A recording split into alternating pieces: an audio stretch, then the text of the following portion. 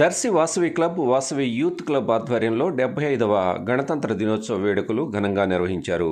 పట్నంలోని NSC colony ప్రాథమిక పాఠశాలలో జాతీయ జెండాను ఆవిష్కరించి బాలబాలికలకు మిఠాయిలు పంపిణీ చేశారు.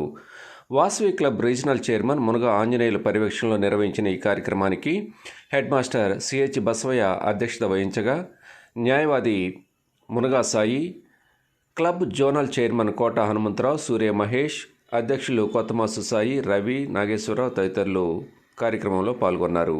అలాగే దర్శనాపురి వాసవి వనితా క్లబ్ ఆధ్వర్యంలో పట్టణంలోని పడమర ప్రాథమిక పాఠశాలలో రిపబ్లిక్ డే సందర్భంగా 250 మందికి రాత పుస్తకాలు, పెన్నులు, పెన్సిళ్లు పంపిణీ చేశారు.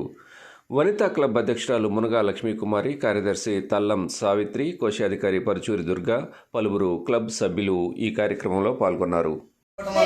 మన విదేశీ పాలనలో బానిసలుగా ఉన్నాం.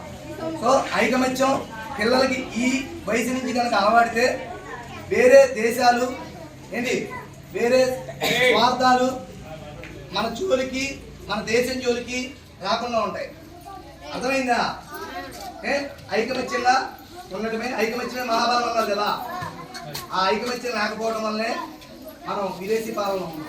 అందుకని ఈ రోజు నుంచి like, share, subscribe, and get notification.